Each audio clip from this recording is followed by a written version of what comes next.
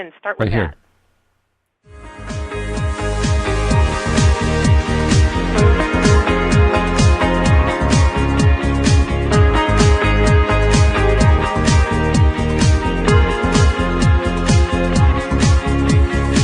Welcome to LOA Today. Walt Thiessen and life coach Wendy Dillard here. Today is, what is this? Today is Thursday. My goodness, the week just moves along. It's Thursday, December 14th, 2017 for the 4 p.m. installment of LOA Today, your daily dose of happy. And this has been a day of happy for me because, Wendy, I am making progress in the, I don't want to call it a battle, in the endeavor.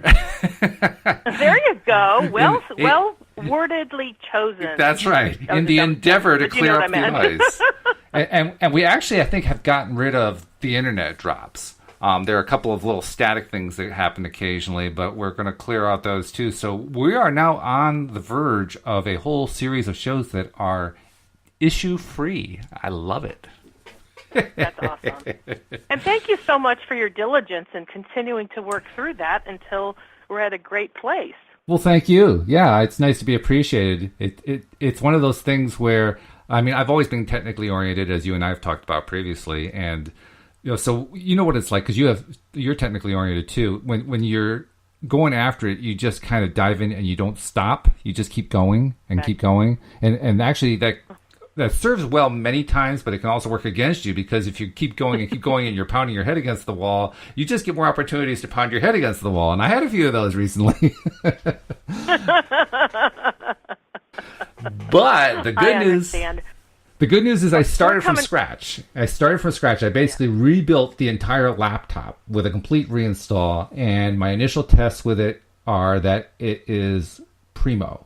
It is working beautifully. So I'm still on my wife's laptop for this show, but I think as of tomorrow morning, I'll be on my own, and it'll be great to be home again, shall we say. That's great.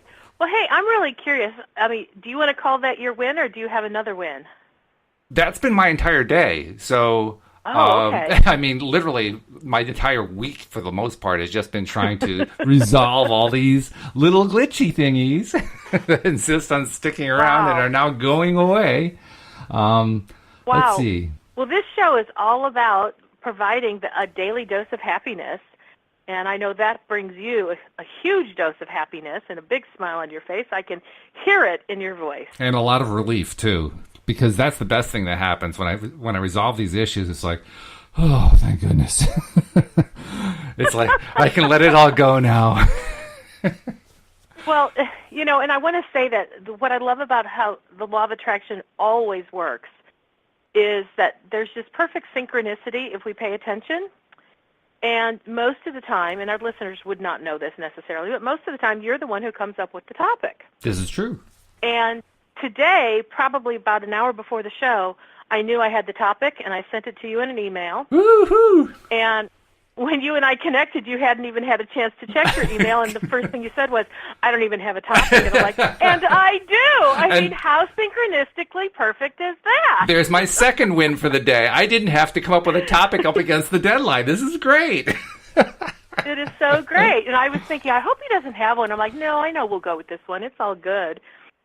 So this topic comes out of my life experience that I'm experiencing right now. Oh, okay. And the topic is why do we focus on what is when what is doesn't feel good?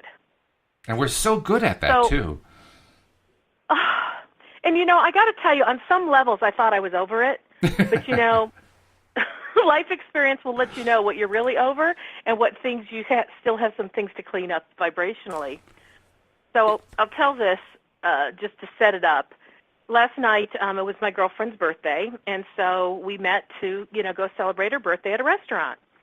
So we were on my driveway, and she had decided she wanted to drive because she's in a cute little new car.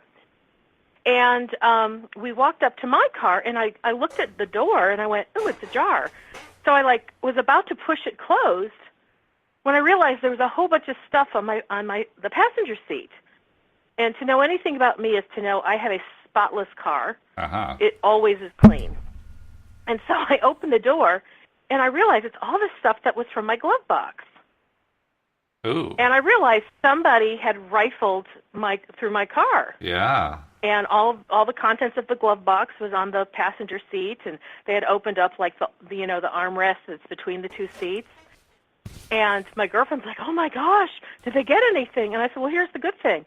I have 0 valuable things in my car. Hooray! Never keep valuables in my car." So I'm looking through, and I literally can inventory everything with my eyes because I know how little I keep in my car. And I went, whoever did this must have been so disappointed. They didn't even get loose change. I mean, nothing. No wonder everything was out on the seat. They were just trying to find something to take. I know. I mean, there were 4 Abraham CDs in the arm, and I'm like, that's the value to me, and they didn't take those.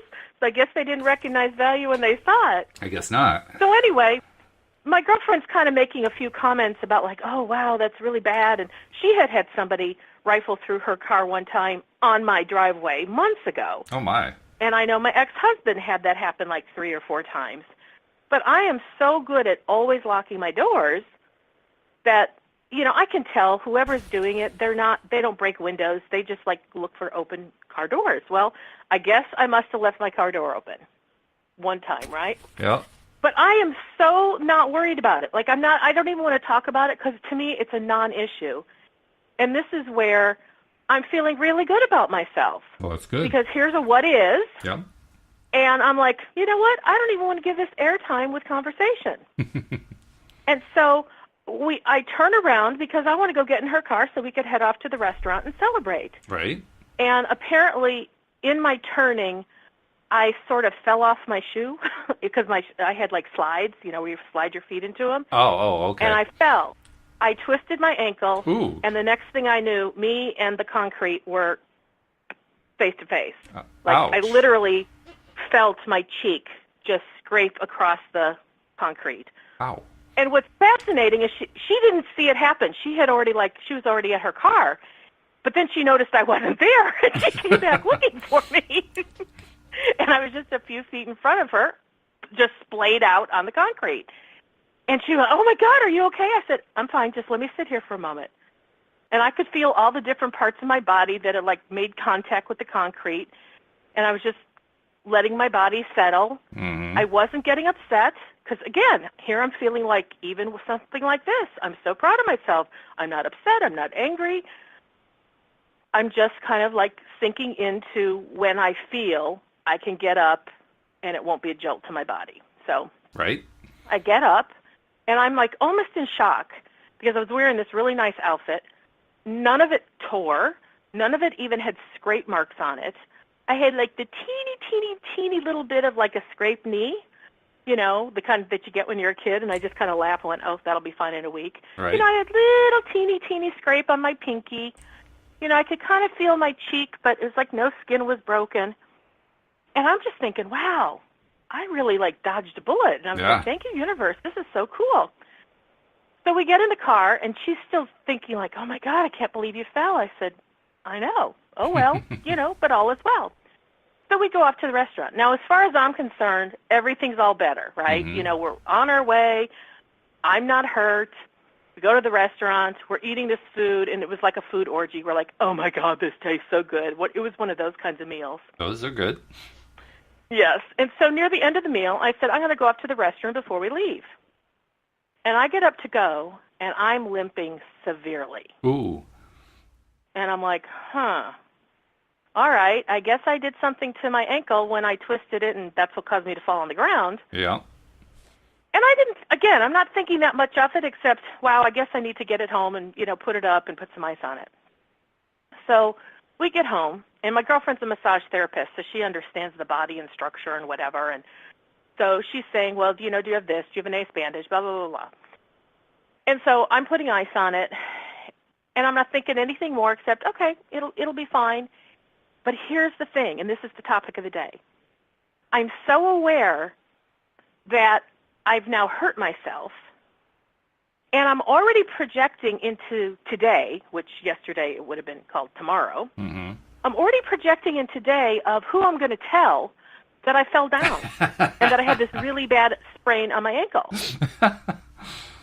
And I notice I'm projecting that into what my conversations will be the next day. And I'm like, "Wendy, what you know is if you talk about what is and it doesn't feel good, all you're going to do is keep creating it or prolonging the pain or whatever, but it's not good. But for the longest time, I kept thinking about, I got to tell somebody about this. Like, this was bad. It was unexpected, and it was really bad, and my ankle hurts really horrible. Oh, yeah. So this is what I'm focused on, even though I know what I know about don't give attention to things you don't want. Isn't that annoying? But so I'm lying in bed with, I have one of those, I have a Sleep Number bed that has one of those remote controls where you can elevate the feet, the head, and there's a massage feature on it. That's handy. So it is very, so I like elevate the feet, I have a pillow under my legs, I've elevated the head, I've got all this stuff going on, and I've got the cold pack, on my ankle. And so again, I'm thinking I'm doing good, I'm going to be fine by morning. So about an hour goes by, and I have to go to the restroom. Oh my God, I thought I'd die. The pain was so excruciating. I mean, it's gotten worse. It's so excruciating. My left foot is like so swollen, you cannot see an ankle bone at all. Oh, boy. It's just one giant blob of a foot. And I could barely make it to the bathroom. And I'm like, this is not cool, because I have a 2-story house and my bedroom's on the second floor. Oh, no. I won't even be able to go down the stairs. I mean, again, I'm really projecting all of the horror of this. But here's the weird thing, Walt. I'm feeling this horrible pain, but at the same time, Wendy knows better. I know better. I know better than to give focus on this. But I couldn't not do it.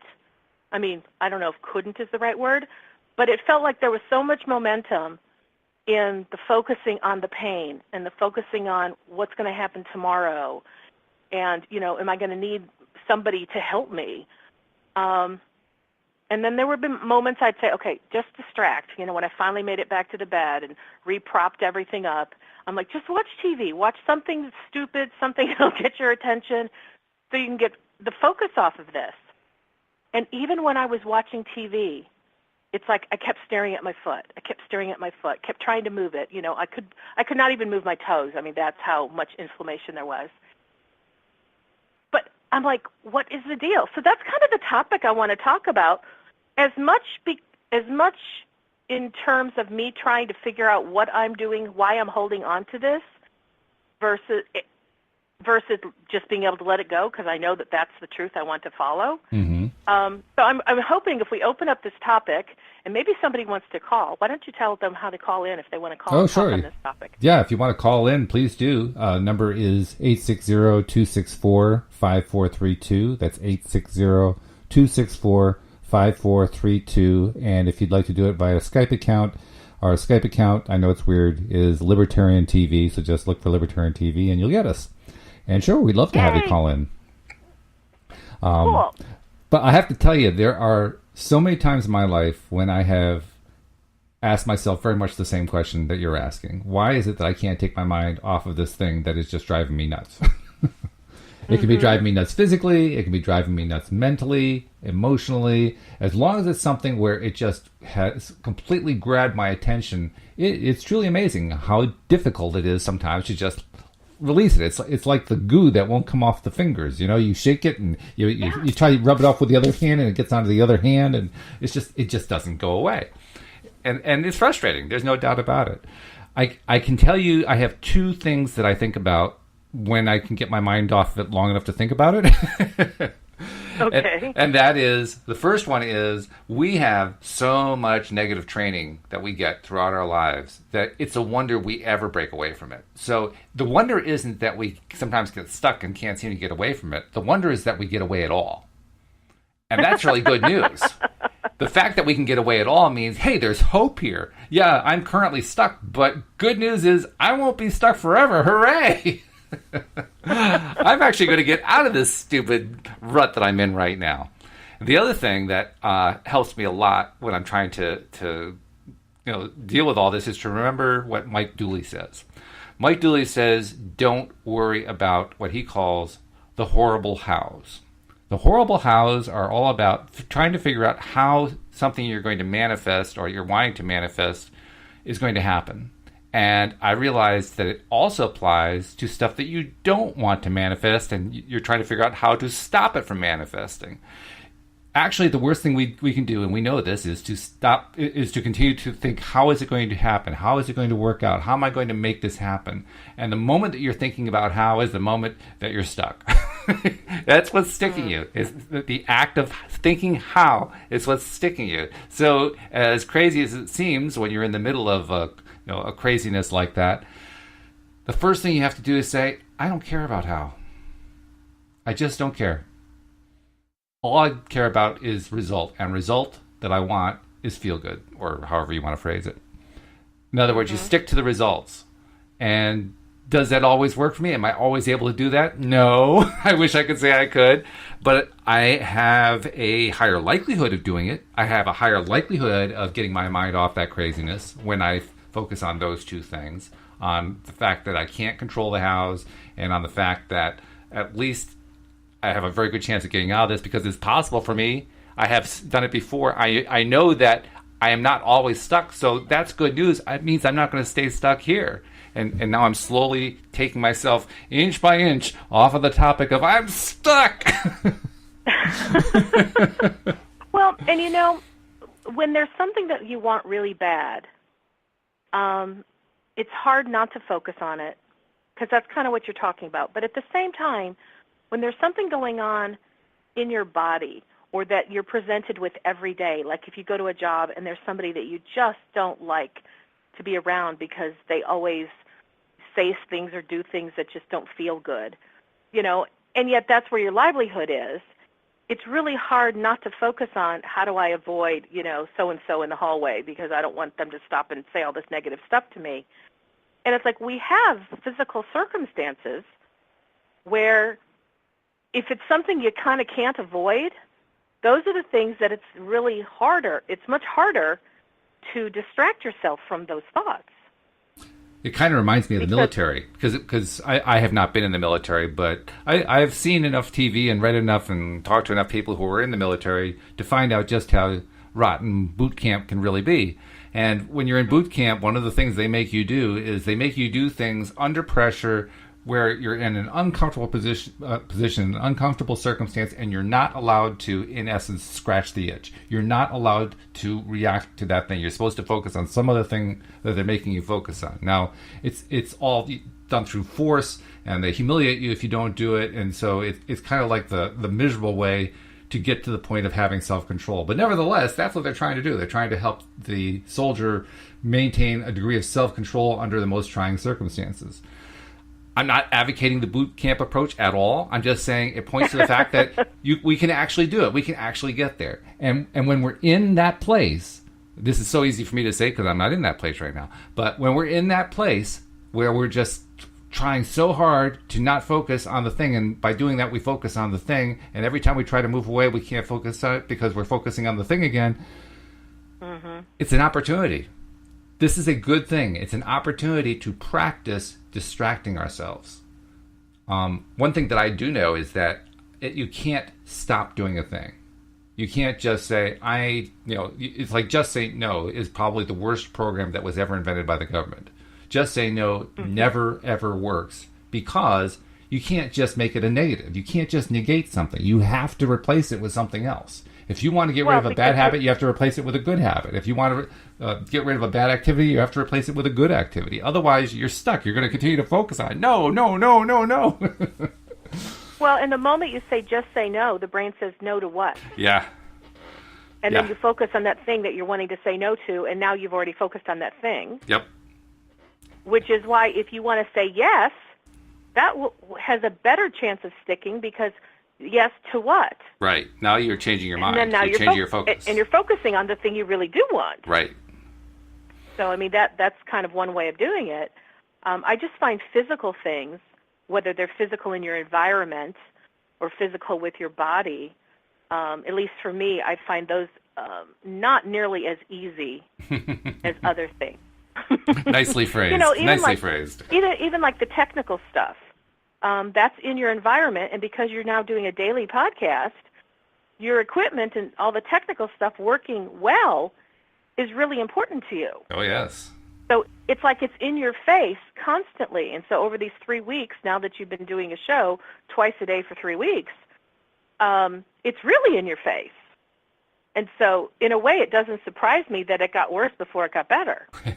Well, it's like the boot camp. I'm doing it every day, twice a day, while trying to shake the bugs out is certainly all about doing it the same way you do it in boot camp. You're doing it in the face of adversity, and you got to find some way to pull yourself over to that side you know you need to be on, even though it's not feeling comfortable in the middle of it. I mean, that's what I was trying to do with the technical issues. Is, you know, as you pointed out, I was getting stuck on the whole cycle of it's not working. So, you know, over the last few days especially, it's been about, never mind that it's not working. We're going to get there. We're going to solve this thing, and it's going to be solved quickly, and somebody's going to come along with an idea that's going to say to me, wow, that's the quick way to get there. Or, you know, I'd play games like that to just get myself into the feeling mode of, this is going to go away. This is going to relax. I'm going to relax. I'm relaxing right now. I'm feeling better. This is turning into something good. It's already fixing itself. And, you know, just talking myself into it, talking myself in the direction I want to get to. That was an awesome rampage, by the way. Thank you. That was a really good positive rampage. I liked it. Well, it was right out of the real world, because that's exactly what I was saying to myself over the last few days. Mm-hmm. I just kept, it was like a wrestling match. I'm going to push it over to, it's going to be over here. No, it's not going over there. It's coming over here. No, it's not going over there. It's coming over here. So just to kind of go into the next part of my story, so I usually wake up at least once a night to go to the bathroom. Mm-hmm. And so it didn't surprise me when I finally fell asleep. I woke up because I had to go to the bathroom.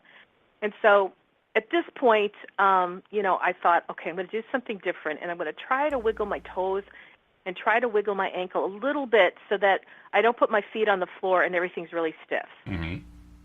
And I noticed when I did that, that helped a little. Yes, it was still very painful going from the bed to the bathroom, but it's like, all right, it's helping a little. And because there was just that little bit of ease, it gave me a sense of encouragement. And like also before I went to sleep, I had rubbed this pain-relieving analgesic gel thing that I had a sample of from my chiropractor all over my foot. And I went, I can tell this is feeling better. Good. You know, it was like just, if nothing else, bringing circulation, you know, into it because I was moving my foot around. So it was like I had 2 points of encouragement.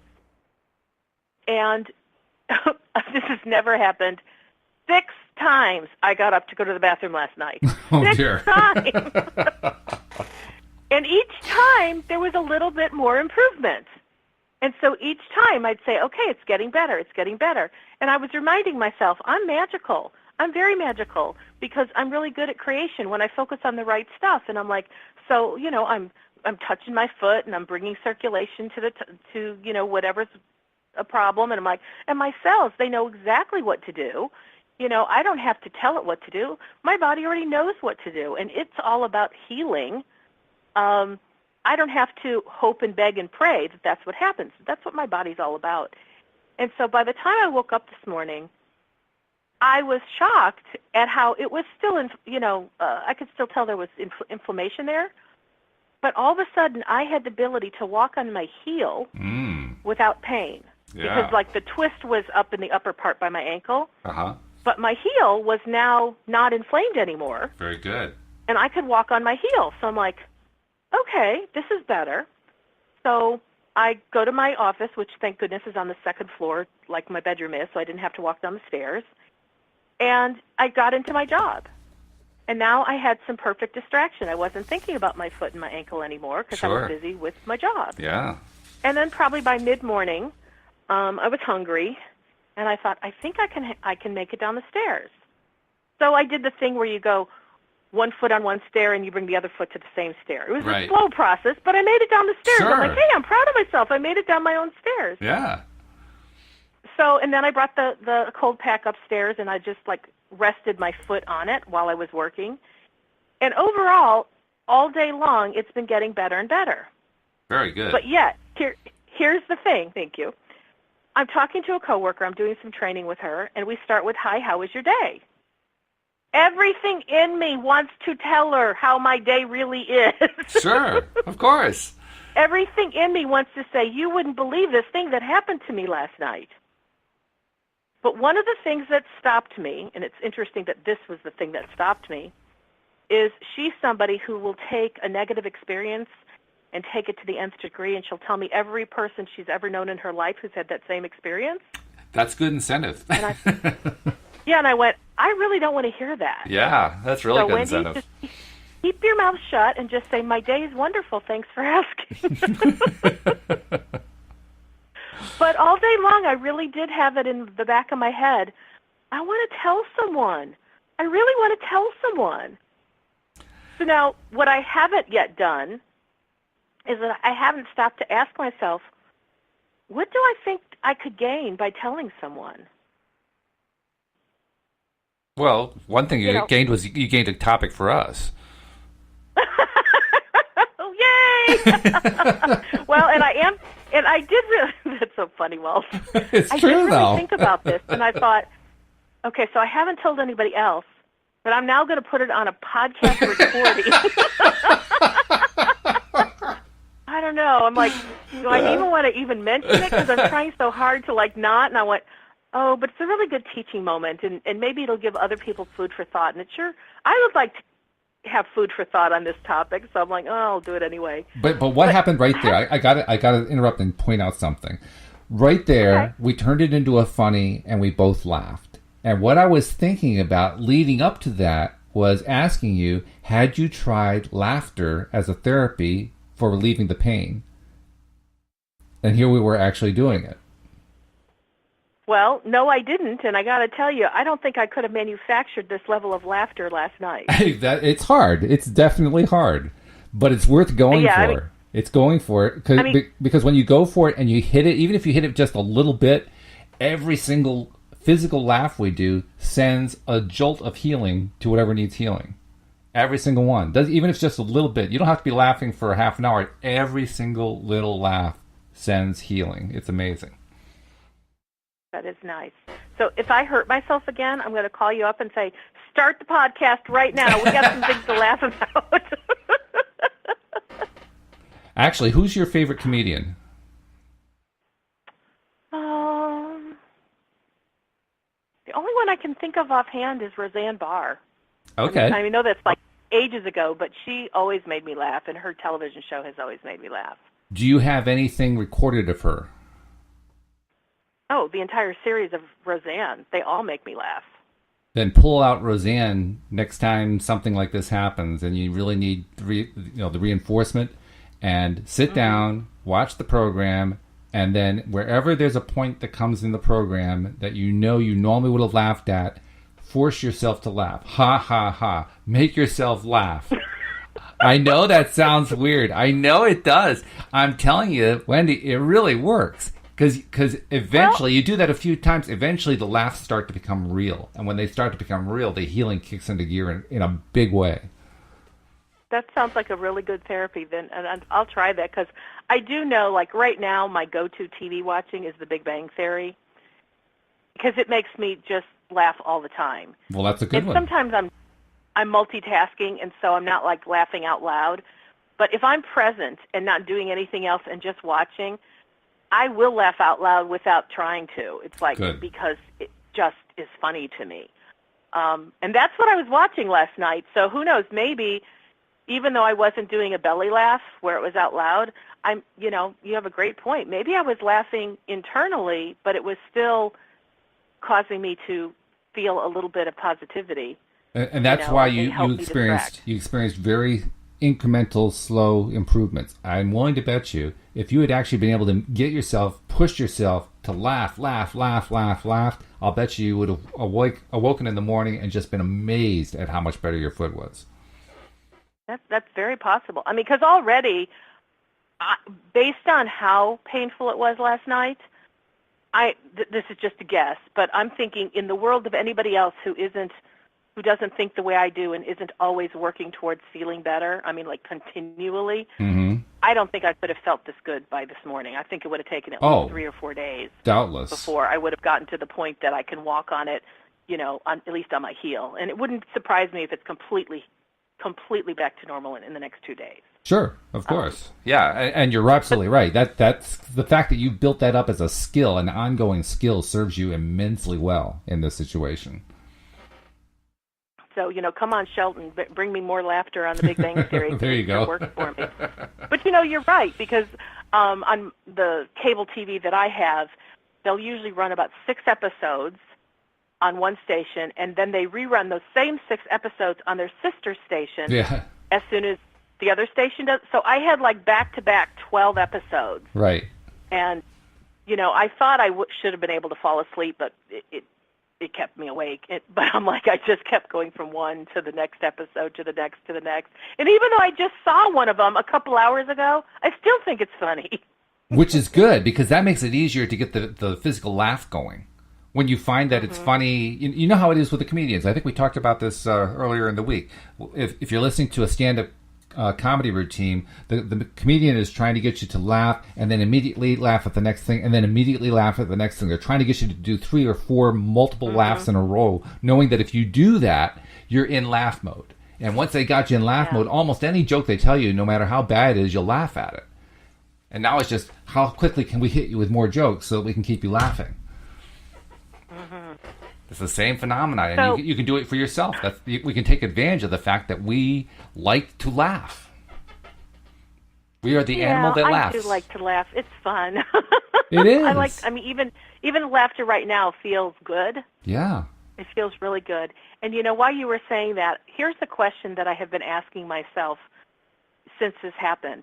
And since I've had this really acute awareness, I just want to tell somebody what happened to me.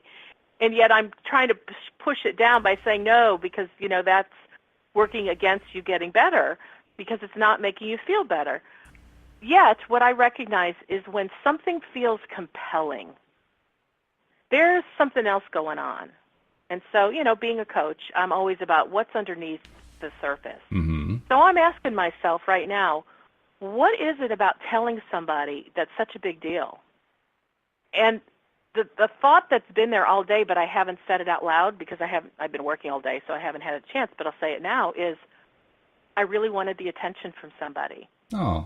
And so then I asked myself the next question, and why? What is it about getting attention that you think will feel good? And what came to me, as I was asking this question just a moment ago, was I rarely have anything wrong with me.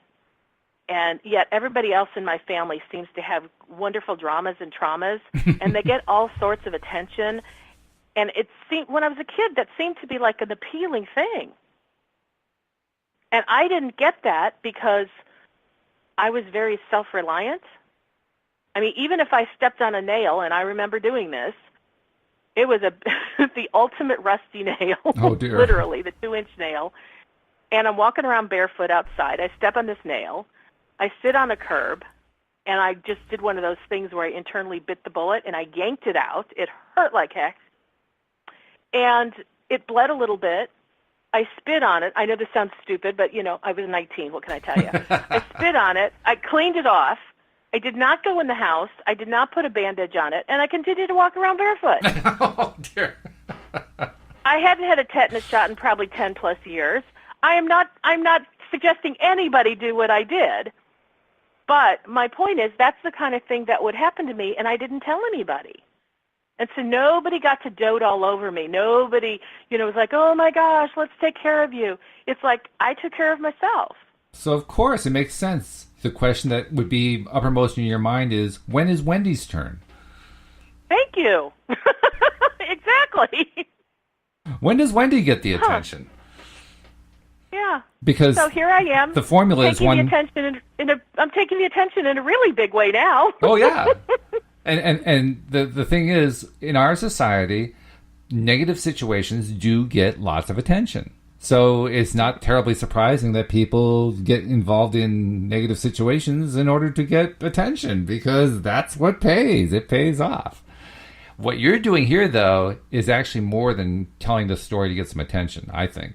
Because what I'm hearing you do, and this is what you do normally anyway, because like you said, you have this very strong pattern that you developed over the years of being a positive person. You are telling your story differently. I mean, the way the story originally happened is the one story, and now you're trying to find ways to turn it into a different kind of story, a better feeling story. And you're doing it, I think, subconsciously. I don't think you're doing it consciously. And tell me if you are doing it consciously. Maybe you are. No, because I really brought this topic to the table today because to me, I just had this giant question, why do I keep doing this? Okay, well, if you play back, this episode after we're done, I think you'll find that you can hear it in your words. You're trying to find ways to reframe it and turn it into something other than what it was, even while you're trying to get the attention. Well, and if I'm wanting to get the attention for reasons that don't really serve me, I really don't want that kind of attention. Yeah, really, nobody wants that kind of attention. What you want is the attention that's positive attention, that's on the good things, which is, that's one of the reasons we do this podcast. We do it in order to reward the good stuff. We live in a society where all the bad stuff gets rewarded. Well, how about the good stuff? Let's reward the good stuff for a change, because good stuff happens and we deserve a pat in the back when we're involved in that good stuff. So, okay, reach around on the shoulder blade, pat, pat, pat. All right. That's a new experience for most of us. Most of us don't do that most of the time. That's why we do LOA Today. We want to change the pattern so that everybody is saying, hey, let's reward the good stuff. Well, I asked a couple coaches that I'm friends with, when you're in a negative place or when you're really struggling through something, I said, for me personally, it's like I want to share that with either my email list or people who are following me. And I said, do you guys do that? And the response was, well, I do it, but not while I'm in it. I wait until I'm on the other side and feeling good and I have found the resolve and I have the positive outcome so that I can share that with my people and encourage them. And part of me agrees with that, but I have to say there's something about that sticks me just a little bit.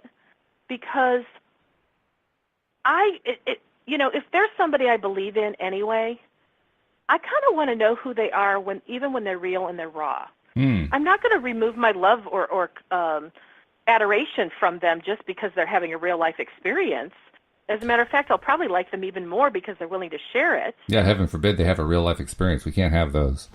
And so I'll be honest with you, for just a few moments I went, do I really want to talk about this now? Because I'm not on the other side of it. But you're getting there. And I went, I really do. I really do want to talk about it now because this is who I want to be when I'm with anybody. I want to be raw. I want to be vulnerable. I want to share my ups and I want to share my downs. Sure. Because I listen to our podcasts, I listen to the recordings, and sometimes, my thought is, wow, I'm really on the plus side a lot. Which is good. I'm thinking for the most part that's good. It is very good. But I don't want to be so imbalanced in what I present that anybody would think, oh, I can't relate to Wendy because she never has a down day. I can't relate to Wendy because she's already come to the other side of figuring out how to do law of attraction. This is me showing up today going, I don't have this one conquered. This was the rough one for me, and who knows if I'll be over it and I'll share that side of me tomorrow or the next day. But I thought, you know what, I'm willing to show up and just share where I'm at, and if I don't get an answer today, it's okay. And there's really nothing wrong with that. We don't always get our answers immediately. Just because the goal is to feel good, just because the goal is to stay as positive as we can, doesn't mean you can't ever have a bad experience. How could it? Because if it did mean that, it would mean that we would have to feel good without contrast. And the one thing Abraham keeps reiterating over and over and over again, contrast is necessary to our growth, to our experience, to what happens in our lives. And in fact, we can't really get from A to B where A is the worst part and B is the best part unless we're in the worst part first. You have to be there before you can go to the other part. Otherwise, it's not a contrast.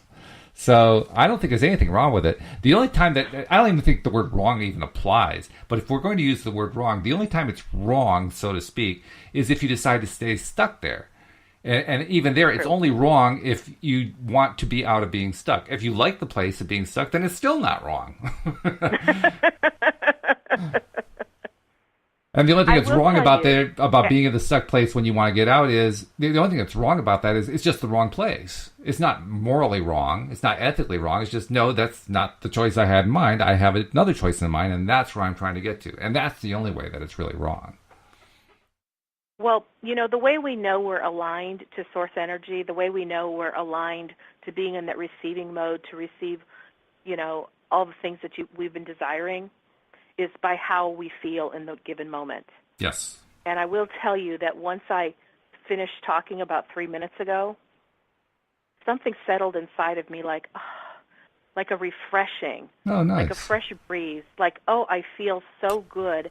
Like, not that I unburdened myself on you or those who are listening, but that I unburdened myself of feeling I have to hold this in and I can't be real because some of my peers choose not to do that. And so I was setting my own expectation that, see, I can't do that kind of thing because they don't do that kind of thing.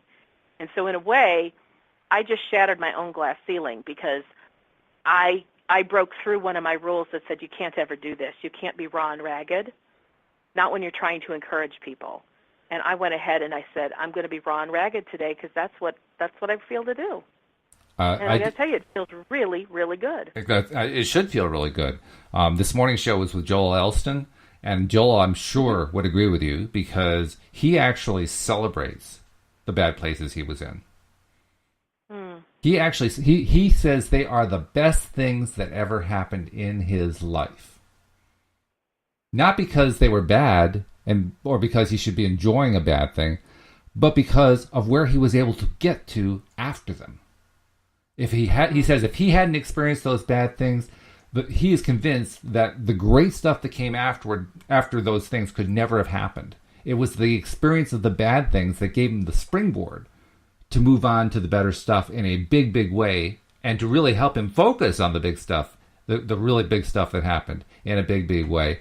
Much better than he could have without having that really bad stuff in the background. Now, does he want to repeat the bad stuff? No, he doesn't want to repeat it, but he does celebrate it.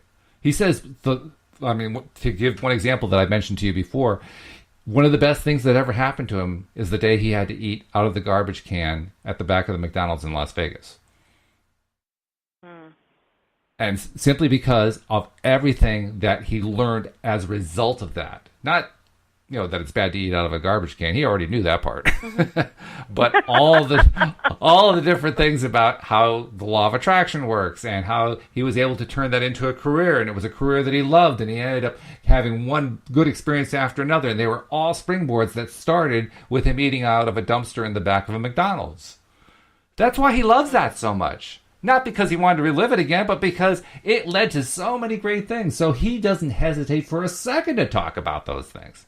The difference, I think, between you and him on the one hand and other people is that many people, when they want to unburden themselves, they don't really want to unburden themselves. They want to keep reliving it in somebody else's presence. So that kind of person will not only tell you the story, but then they'll tell it again. And then they'll tell it again from a different angle. And then if you show them that they didn't have to look at that way, they'll find another way to show you that they really should be stuck in that place. And then they'll show you how it affected their friends and how it affected their wife and their husband and their kids. And by the way, it also affected them the next day and the next day. And it continued to affect them in all kinds of different ways. They don't want to stop telling the story. That's the difference. You wanted to stop telling the story. You didn't want to stay there. But the people who are stuck, they want to live there. They want to celebrate it. They want to say, oh yeah, I've been beaten up. I have been abused. I have been taken advantage of. And I'm just going to keep telling you that because that's the only way I can rebuild my energy. There's a huge difference there. You go, Walt. I mean, I know you're telling the story that was Joel's, but I also heard that you have internalized the essence of what he learned from it, and you've made it yours. Oh, yeah, because we talked about that over the course of many episodes in many different contexts. And you hear that often enough, and you start to say, you're right, Joel, that's exactly right. We don't want to just reject stuff that happened that was, bad or uncomfortable. We want to embrace it and see how it led us to good stuff and appreciate where it brought us to, instead of appreciating staying in it. I mean, if his entire life had been to stay in the dumpster, well, he wouldn't have been a guest on my show in the first place. And secondly, what kind of a story is that? It's the endless gloom and despair story that never ends. Nobody wants to hear that one. Heck, we've all heard that one 1,000 times. Who wants to hear that one again? Wow. So even right now, I'm kind of taking stock of my story came in 3 parts. Yep. 1, somebody rifled through my car. 2, I fell and kind of glided across the concrete on my driveway.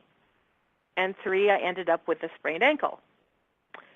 And if I look at those 3 pieces, it's pretty amazing that I have no negative feelings about somebody going through my car, and nothing was taken. There wasn't even any damage, nothing, zip, Bravo, by the way. This is the point where you're supposed to applaud, and you're supposed to say, yeah, thank you, congratulations, I did that, hooray, I stayed positive in a situation that other people would melt down in. So good going, Wendy. Yeah, so it's like, that's really cool. The second one is I had a pretty good fall on the driveway. I love the way you phrase that. I had a good fall. I had a good fall, not a bad one. I had a good fall. And it's like I came away from it, I mean, to me, the fact that I scraped my cheek across concrete, that was actually my biggest concern. Is that going to create some kind of a marring effect on my facial features? And it's like, that was nothing. And so all of those things kind of blew me away, but I never got angry that I fell. I wasn't saying, what's wrong with me? Oh, I'm such a klutz, or, oh, stupid me, I shouldn't have worn these shoes. It was like none of that stuff. It was like, yes, here I am. I'm on the ground. And my girlfriend's like, can I help you up? And I'm like, I want to just sit here for a moment, And I truly did. I felt the desire to be present with what happened and just kind of let the energy of I fell on the ground kind of rush through me until, there's kind of tingles that you feel on parts of your body when you scrape them on concrete. Oh, yeah. It's like I wanted to wait for all the tingles to kind of dissipate. And then at that point, she said, you want me to help you up? I said, no, I really don't want you to have to pull the brunt of all of me right now. So I said, give me something. And she had a scarf because I had bare knees, and I just kneeled on the scarf and, I was able to pull myself up. So of the 3 parts of my story, the first 2 are pretty darn amazing. They're very amazing. You handled them beautifully, and they show just how much importance we have to attach to all the work you've done up until that point that enabled you to come through that with such flying colors and so completely unaffected by any negatives that were involved in it. That's fantastic. That was pretty cool. So, I'm acknowledging myself right now. I'm going to have a moment of celebration. Yay! The truth is, I've spent many years working to this end. I've spent many years changing how I respond to things because my desire was to just let what is just be and be present with what is, regardless what it is. Even if somebody decides to, in other people's words, violate my vehicle, it's like I don't even feel violated. Which is great. I really don't. That's really great. My ex-husband had his car, rifled 3 times since it sat on our driveway. And I said to him, I go, why did you lock your doors? And he wouldn't answer why he wouldn't lock his doors. He would just get angry at the people who did it. And then eventually his locks didn't work, so he couldn't lock his car. Thereby having the universe reinforce his pattern.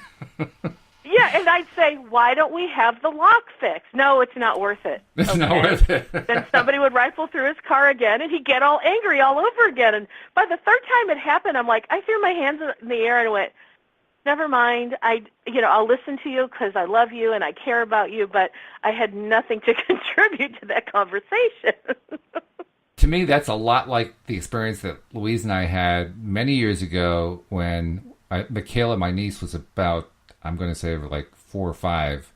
We had just recently moved to Virginia near where they were on the lake, Smith Mountain Lake. And Michaela came over to spend the day with us. And on that particular day, Michaela I'm not sure what was going on with her, but something was going on and she felt like she needed some attention. And almost within 5 minutes of being in the door. It wasn't quite that quick, but almost within 5 minutes of being in the door, she was throwing a tantrum about something. And neither Louise nor I were jumping up and reacting to it. We were both, just kind of watching it. And after she came to like a breathing space, I turned to Louise and I said, "Is this working for you?" And Louise said, "Nope." "Is this working for you?" "No, not really." And we both looked at her. "It's not working." And that was the end of the tantrum. Wow. That is so cool. And she was great the rest of the day. It was a wonderful visit after that. It was absolutely a wonderful visit. We loved having her over. Like you just didn't feed into the drama that Nope. she was presenting with at the time. Just not buying into it. Not there. Sorry, not happening. That kind of reminds me of the story. I've seen this happen, and I've heard others talk about this, that if a child, let's say, who's kind of pre-verbal, hurts themselves or they fall down or they bang their head or whatever, or bang their arm, they look around to see who's watching them. Mm. And if they don't see anybody, most of the time they pick themselves up and move on. Right, yes. But if they see their mother, they start bawling and running over to their mother. And when the mother isn't giving quite the reaction that they want, then they bawl louder. Yeah, but if there's nobody there to react, yes, it's kind of like, oh well, move on. Well, that one didn't work. And I think that's just a fascinating thing. Now, I'm not talking about, some little child who really hurt themselves severely. No, I'm no. sure they would let out a scream. Of course. But just the things that are like minor bumps and bruises, that kind of thing, they look around to see, is there somebody here who will react to me? If so, I think I'll make some noise and some drama. Mm-hmm. And that's kind of fascinating. And I guess I was one of those kids that I don't know if I ever bothered to look around, because for me, to make drama had a negative stigma on it. Mm-hmm. So I was like, okay, what can I do to not be the drama queen?